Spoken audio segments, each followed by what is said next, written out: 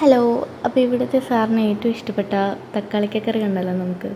ഈ തക്കാളി ഇങ്ങനെ തേങ്ങയും അതുപോലെ തന്നെ മഞ്ഞളും മല്ലിപ്പൊടിയൊക്കെ അരച്ചിട്ടുണ്ടാക്കിയ ഒരു തക്കാളിക്കറിയാണ് കേട്ടോ. പക്ഷേ ഇതിൻ്റെ അകത്ത് ചെമ്മീനും കൂടെ ഇട്ടാൽ, ഉണക്ക ചെമ്മീനും കൂടെ ഇട്ടാൽ ഭയങ്കര ടേസ്റ്റാണ്.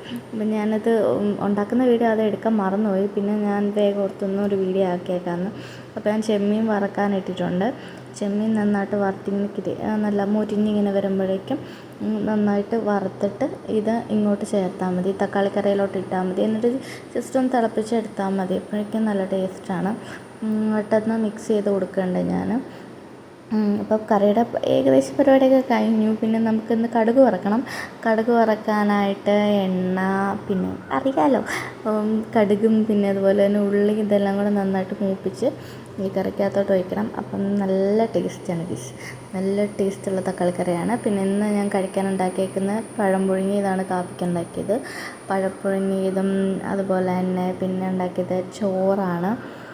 ചോറ്, പിന്നെ നമ്മുടെ തക്കാളിക്കറിയും അതുപോലെ തന്നെ പയറ് കറിയാണ്. അപ്പം ഇതാണ് നമ്മുടെ തക്കാളിക്കറിയുടെ ഫൈനൽ ലുക്ക്. Let's guys.